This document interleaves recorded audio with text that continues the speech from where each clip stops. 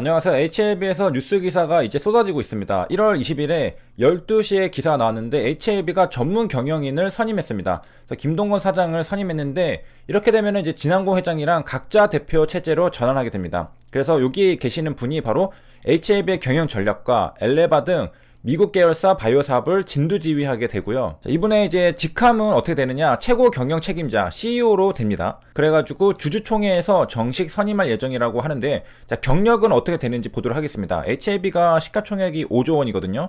우리가 이제 현대 시대에는 학벌이 옛날만큼 중요하지 않지만 아직까지도 절대 무시할 수가 없습니다. 자, 이분은 미국 하버드대 물리학과 법학을 전공했습니다. 그러니까 이과, 문과 이쪽 양쪽에서 지식을 갖추고 있고요. 세계에서 최고 대학 중에 하나잖아요, 하버드가. 그러니까 굉장한 신뢰도를 가질 수 있고 일단은 실력은 상당할 거라고 생각이 됩니다. 그리고 이제 미국 법인 레이텀 앤드 와킨스랑 월스트리트에서 도이치뱅크에서도 근무를 했었습니다. 그러니까 금융 지식도 상당하다. 물리학을 할 줄 알면은 웬만한 것들은 전부 다 이해할 수 있거든요. 그 다음에 법학, 그리고 금융, 이런 것들도 전부 포괄적으로 알고 있는 다재다능한 인재라고 볼 수가 있겠는데, 자, 이분이 대표로 오게 됩니다. 그래서 한국에서도 여기저기에서 여러 주요 직책을 많이 맡았습니다. 2005년에 유진자산운용 대표이사, 2012년에 이랜드그룹 CFO. 이 F라는 것은 파이낸스거든요. 그렇기 때문에 뭐 도이치뱅크 이런 데 일했던 거랑 좀 연관이 있을 수 있겠습니다. 그래서 이제 금융 쪽에서도 상당한 실력을 쌓아왔다. 그래서 여기에서 나와 있네요. 이랜드그룹 CFO로 경영과 재무 업무를 총괄했다. 그래서 재무 쪽에서도 이제 상당한 지식을 가지고 있다. 경험을 가지고 있다. 그 다음에 최근 2019년에는 결제 플랫폼 우리가 잘 알고 있는 다날에서 부회장으로 경영기획과 M&A 등을 담당했다고 합니다. 그래서 경영 능력을 인정받았다. 여기서도 이제 M&A가 나오죠. 진양구 회장도 M&A에서 굉장한 실력을 가지고 있는데, 자, 요게 진양구 회장이랑 또 교집합이 있는 부분, 김동건 사장도 M&A 같은 것들, 재무, 경영, M&A 이런 쪽에 또 경영 능력을 가지고 있습니다.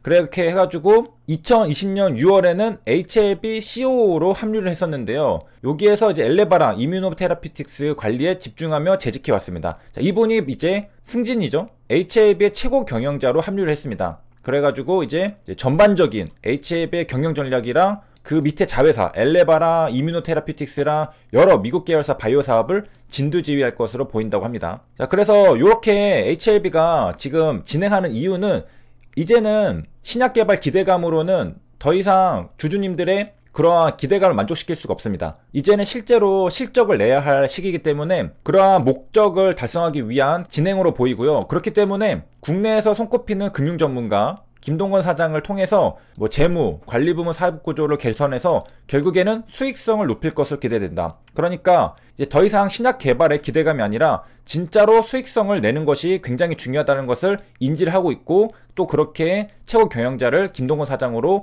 세웠습니다.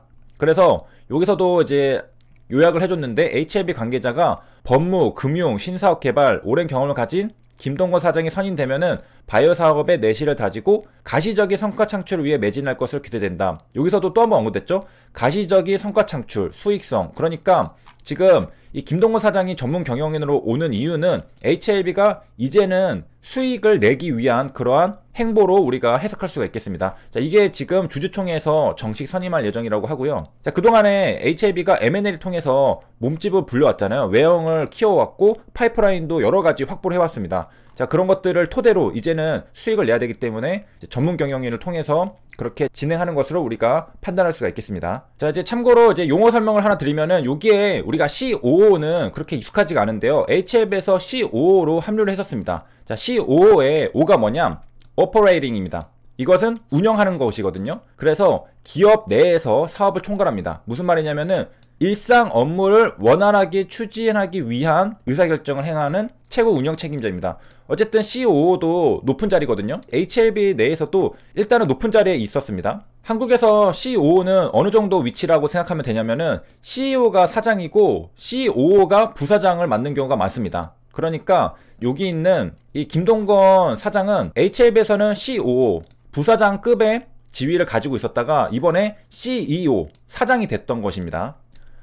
COO는 역시 미국 기업에서 생겨나기 시작한 그런 개념들, 직책입니다. 그렇게 해가지고 CEO가 전반적인 것을 하고 COO는 CEO를 좀 도와주는, 회사 내부적으로 운영을 잘 하는 그런 역할을 하게 됩니다. 그러니까 회사 내부에서 COO가 잘 서포트를 해줘야지 CEO도 역할을 잘할 수 있고, 그리고 회사도 잘 성장할 수 있겠죠. 자, 그래서 전반적으로 CEO랑 COO는 역할이 비슷하지만은 COO가 왜 필요했냐면은 기업이 거대해지고 복잡해지면은 CEO를 바로 옆에서 보좌해줄 경영진이 필요하잖아요. 그래서 기업 내 2인자, 그러니까 부사장이죠. 이런 COO가 필요해졌던 겁니다. 기업이 커지니까 필요했던 직책이 COO입니다. 기업이 작다면은 CEO 혼자서 뭐 다 할 수 있겠지만은 커지게 되면은 기업 내부적으로 도와줄 인재가 필요합니다. 그게 바로 COO라는 것이고, 자, 그래서 정리하자면은 HLB에서 COO, 한국으로 치면은 부사장의 역할을 하던 분이 이제 CEO로 올라갔습니다. 그래서 전문 경영인으로 HLB의 전체적인 것들을 진두지휘하게 됩니다. 자, 그 다음에 이번 시간에는 제가 1월이 되면서 이제 원하는 바들을 이루기 위한, 그러한 성과를 잘 내기 위한 정보들이 담겨있는 논문들을 많이 소개해드리고 있는데요. 저도 제 삶에 적용하고 구독자님들도 적용하면은 2021년에는 내가 원하던 바를 더 많이 이룰 수 있을 거라 생각합니다. 그래서 습관도 다뤄드렸었고, 이번에는 2013년에 테드토크에서 유명했었던 그릿, 2016년에 책이 나왔죠. 2013년에 테드토크가 나왔고 2016년에 그릿이란 책이 나왔습니다. 자, 이에 대해서 우리가 오해하고 있는 부분들, 그런 것들에 대해서 설명을 드리도록 하겠습니다. 어쨌든 우리가 성과를 잘 내려면 어떻게 해야 되느냐, 이 저자는 그릿이 중요하다고 말하고 있습니다. 근데 우리가 그릿을 보통 이제 끈기 있게 열심히 하는 것을 생각하는데, 그것만 중요한 게 아니라 여기 패션도 중요하다는 겁니다. 그러니까 끈질기게 물고 늘어지는 것도 중요하지만은 열정도 중요하다는 겁니다. 이것을 놓치면 안 된다는 건데요. 요에 대한 스터디가 있었는데, 여기 보면은 우리가 그래프를 보면서 이해를 해보도록 하겠습니다.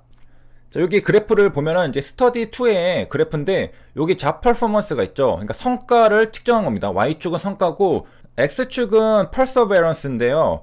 요 퍼서베런스는 인내심으로 우리가 해석할 수 있습니다. 뭐 인내심, 끈기, 그런 건데, 요게 낮은 것, 요게 높은 것. 그러니까 이 왼쪽에 있는 것은 이 퍼서베런스가 낮은 거죠. 인내심이 낮은 집단. 그리고 오른쪽에 있는 것은 인내심이 높은 집단, 이렇게 나눠져 있습니다. 그러면은 인내심이 낮은 집단에서는 퍼포먼스, 성과가 좋았는지 보는 것, 그 다음에 인내심이 높은 집단에서는 이 성과가 좋았는지를 보는 것, 이렇게 나눠져 있는데, 여기 그래프가 두 개가 있죠. 선이 두 개 있는데, 요거는 뭐로 나눈 거냐? 패션입니다. 패션. 우리가 스티브 잡스가 인터뷰에서 열정이 있는 걸 하라고 그러잖아요. 왜냐면은 일이 굉장히 힘드니까 열정을 가지고 있어야 한다고 합니다. 왜냐하면 열정이 없다면 중간에 포기하게 되니까. 그런 인터뷰 내용이랑도 우리가 좀 생각해 볼 수 있는 건데, 자, 여기 그래프를 보면은 인내심이 높아도 이 패션이 떨어지면은 퍼포먼스가 의미가 없어졌습니다. 보면은 인내심이 낮거나 높거나 해도 지금 패션이 떨어지면은 똑같죠? 오히려 약간 음의 상관관계를 가지게 됩니다. 자, 그런데 반면에 우리가 이 패션을 가지게 된다면은, 열정을 가지게 된다면은, 우리가 인내심이 적을 때는 성과가 적은 거는 뭐 당연히 이해되죠? 그런데 우리가 열정을 가지고 인내심까지 가졌다, 그러면은 성과가 올라가게 됩니다. 그러니까 우리가 그릿 하면은 끈기만 생각하게 되는데, 끈기와 동일하게 비슷한 게 바로 열정, 패션이라는 거죠. 그러니까 내가 열정이 있는 것을 끈기 있게 하면은 성공한다, 이런 뜻입니다. 그래서 요약을 하면은 우리가 인내심이 적고 높고 이런 것도 중요한데, 요거랑 패션이 연결이 되어야지 퍼포먼스로 나타난다는 겁니다. 그러니까 아무리 내가 인내심이 좋고 끈기 있게 뭔가를 해도 패션이 없다면 성과는 나아지지 않습니다. 똑같습니다. 그런데 내가 열정이 있고 인내심, 끈기를 가지고 한다면은 성과는 확실하게 향상된다는 것을 우리가 확인할 수 있겠습니다. 그래서 정리를 하자면은 우리가 열정과 인내심을 가져야지 성과가 좋게 나온다. 그러니까 내가 그냥 꾸준히 열심히만 하는 게 중요한 게 아니라, 내가 정말로 가슴이 뛰는 열정이 있는 일을 해야지 내가 퍼포먼스가 난다는 겁니다. 그러니까 그냥 열심히만 해서는 성과가 나지 않는다는 거. 그냥 열심히 하는 건 여기 흰색이거든요. 그냥 열심히만 하면은 성과가 없습니다. 내가 열정을 가진 걸 열심히 해야 성과가 있는 거죠. 자, 그래서 참고를 하시기를 바라면서 여기까지 시청해 주셔서 감사합니다.